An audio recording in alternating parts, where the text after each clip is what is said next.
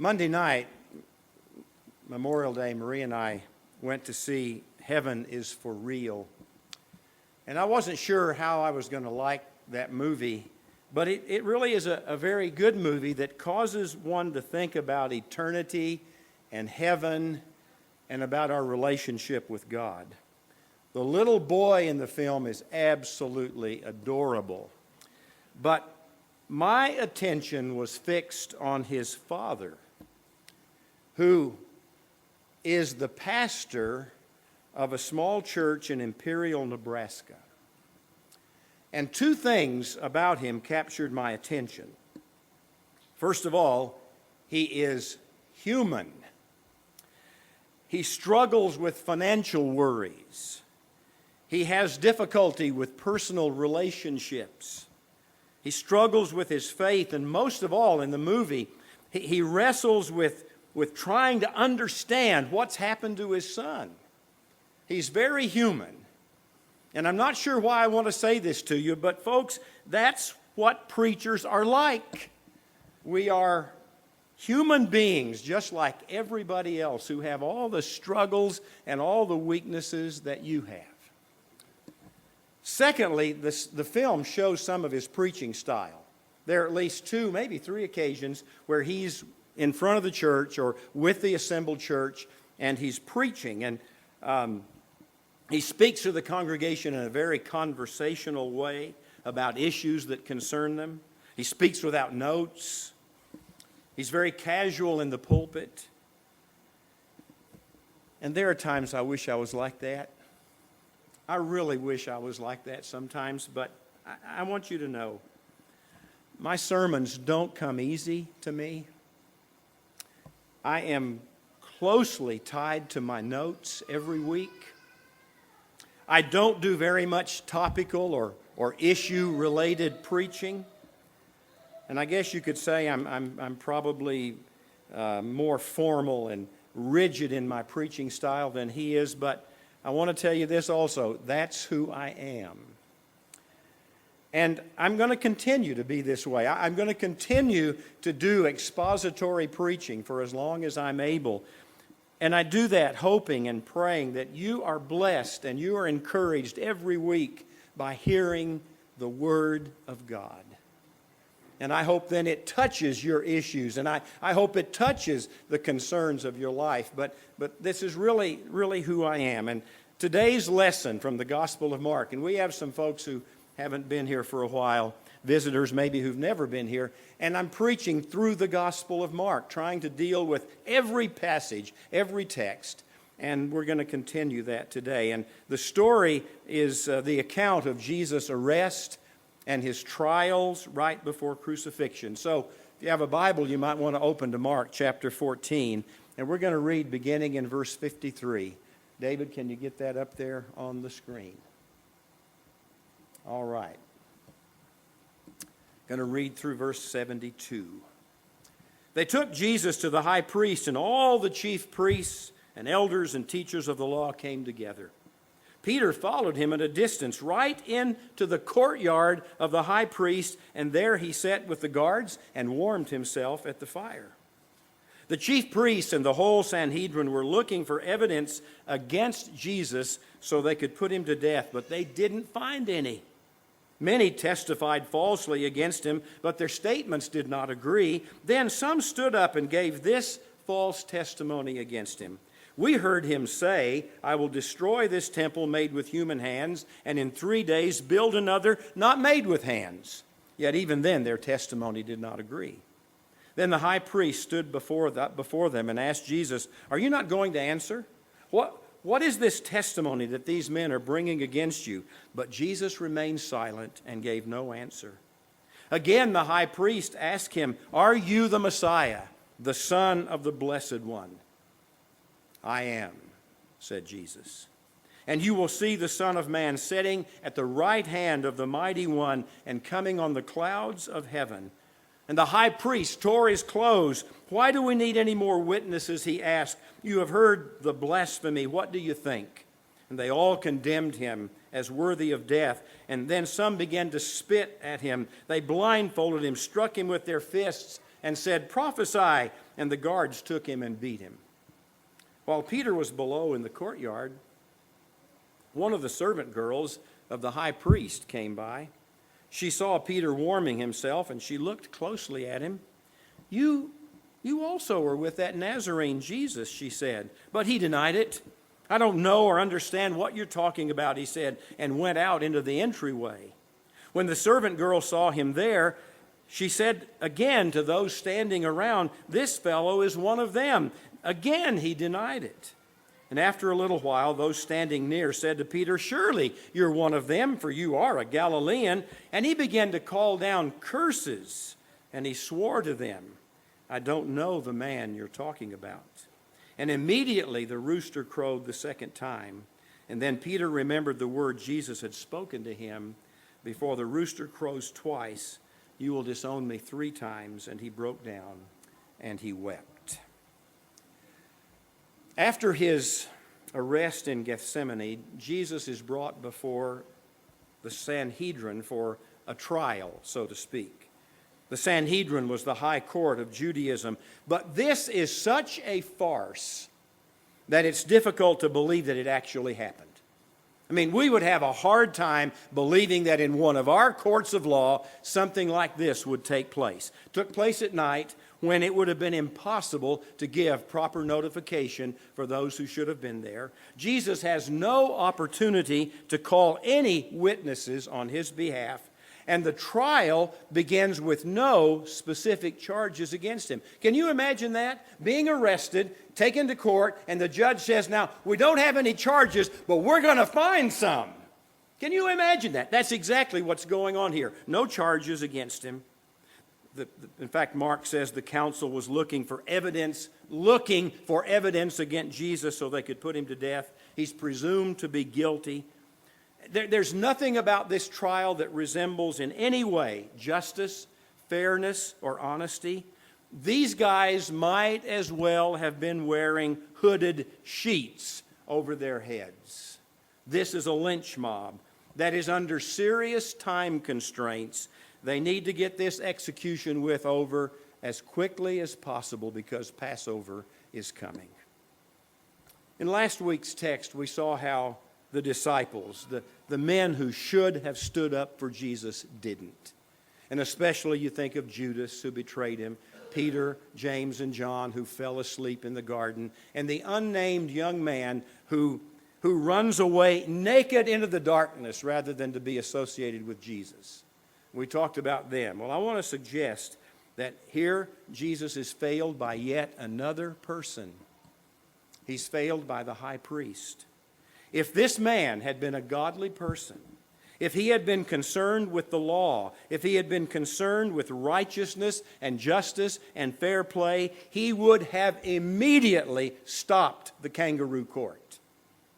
When the witnesses could not agree with each other, he should have cited Numbers 35:30 or Deuteronomy 17:6, both of which state that no one is to be put to death on the testimony of one witness. These witnesses couldn't agree about anything, and this man should have stopped it right there. But he doesn't do that. He fails Jesus. He allows the farce to continue. In fact, he's the one who pushes on. When it looks like the trial may stall due to a lack of charges and evidence, the high priest then personally approaches Jesus to get him to talk. Now, against the trumped-up charges, this man says he'll tear down this temple made with hands, and in 3 days he'll build one not made with hands. Against those trumped-up charges, Jesus remains regally silent.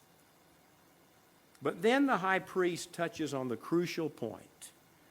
He touches on the reason Matthew writes this gospel, and that is the identity of Jesus. And the high priest says, "Tell us, are you the Messiah, the Son of the Blessed One?" And now Jesus can't remain silent.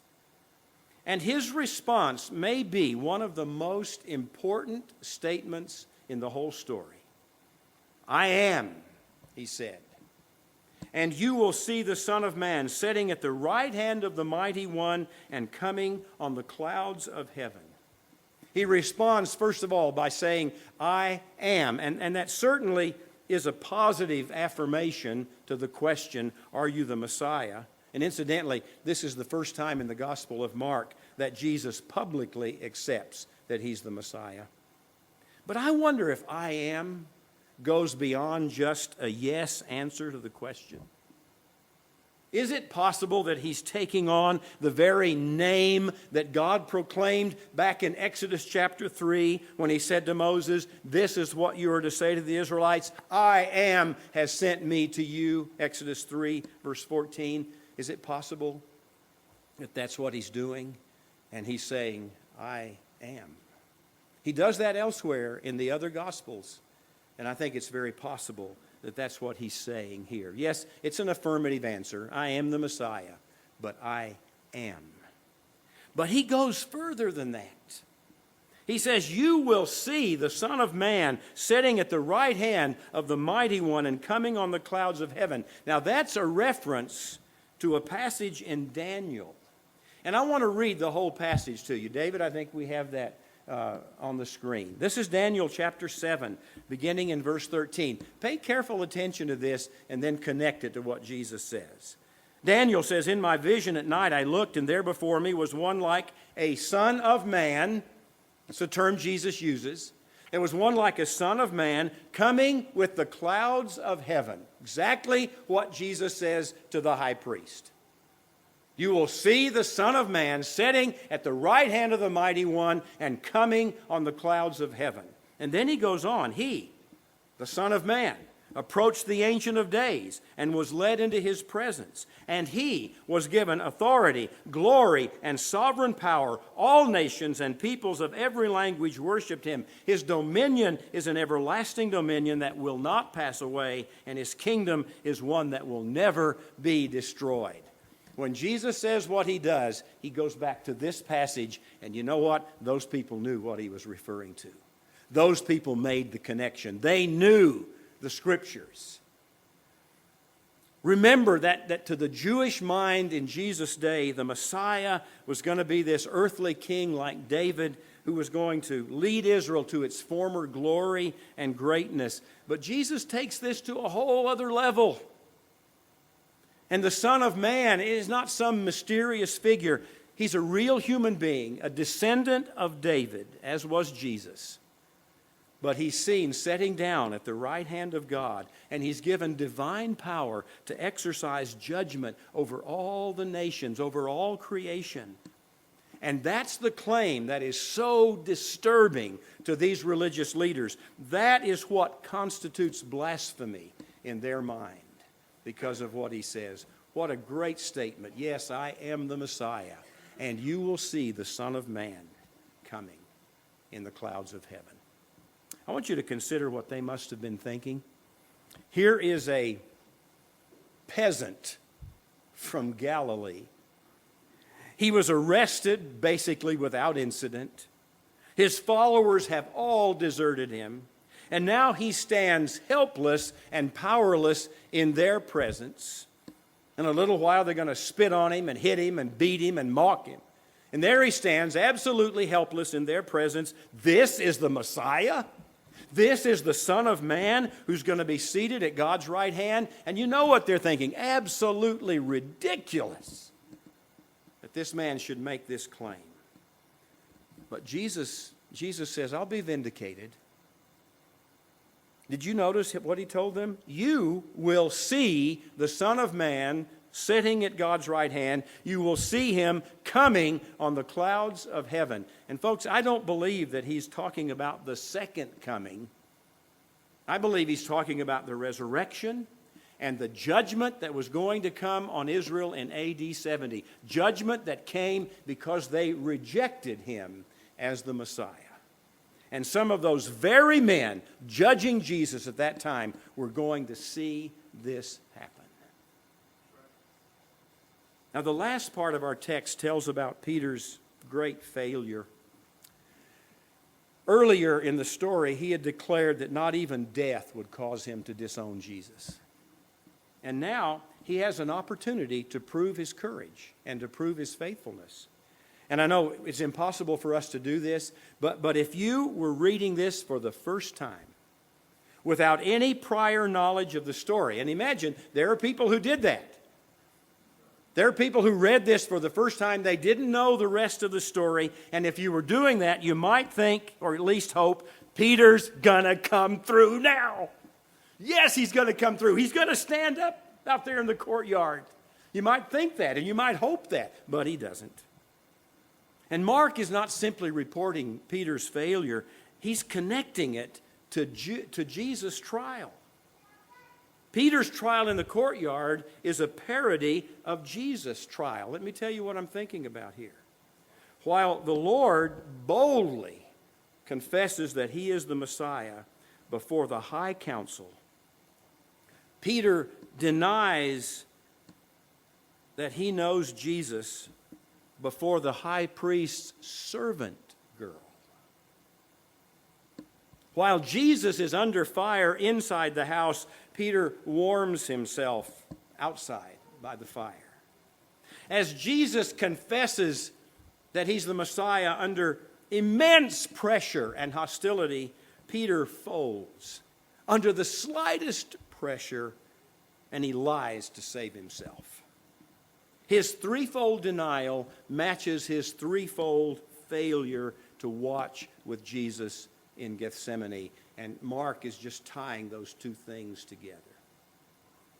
And in his third denial, the third time that he denies, we're told that he began to call down curses and swear to them. Now that could have several possible meanings. It could mean that he began to curse and swear. That's what some of the versions say. In other words, I get the idea that they think maybe he was using foul, vile language to disassociate himself from Jesus. That may be true. The New Living Translation has him saying, I swear by God I don't know this man. In other words, it's just an oath that he takes. I don't know the man. But there's another possible, much more ominous meaning to this. He may have pronounced a curse on Jesus. That wouldn't be unusual. In later church history, those who persecuted believers tried to get Christians to curse the name of Jesus. And if they did so, it was proof that they were really not his followers. In my opinion, Peter commits that blasphemy. He pronounces a curse on Jesus. Can I say it? Damn Jesus, is maybe what he says. That makes the fall all the more terrible. And it makes his restoration all the more remarkable. Back in chapter 8, Peter confesses that Jesus was indeed the Messiah. Mark 8:29. You're the Christ, Son of the living God. A little later in that same chapter, Chapter 8, verse 38, Jesus said, if anyone is ashamed of me and of my word, the Son of Man will be ashamed of them when he comes in his Father's glory with the holy angels. I think now billows of shame wash over Peter because he has been ashamed to be associated with Jesus, and he has cursed the name of Jesus. And so he broke down and he wept. And I think it's right here at this point that we can make some really practical applications of the text. Peter's denials in that hour of crisis become both a warning and a comfort to us. A warning in this. First of all, sins of omission can lead to sins of commission. See, 3 times Peter failed to understand Jesus' announcement about his suffering. 3 times. And in chapter 8, verse 32, on the first occasion when Jesus had told them very plainly, I'm going to be handed over to the Gentiles, I'm going to suffer, I'm going to die. Peter doesn't understand it. He takes Jesus aside and rebukes him. Remember that? 3 times he failed to understand Jesus' announcement of his suffering. 3 times he did not listen to Jesus' urgent appeal in the garden to watch and to stay awake and to pray. Sins of omission. He just didn't do anything. Now 3 times he denies the Lord. Sins of commission. I don't know the man. I don't know what you're talking about. Maybe even curses his name. Sins of omission, just kind of leaving things out, not doing things, ignoring things, can lead to the terrible sins of commission. And then Peter must have thought that he was better and he was stronger than the others. Remember his boast back in chapter 14, in this chapter, verse 29? He says, Lord, even if all these other guys fall away, I will not. And he relied on his own strength, and as a result, I think he fell further than the others. And we can learn from this.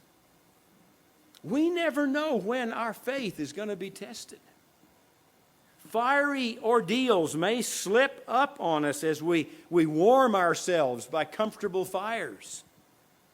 Paul warned the Corinthians with these words, so if you think you are standing firm, be careful that you don't fall. 1 Corinthians 10:12.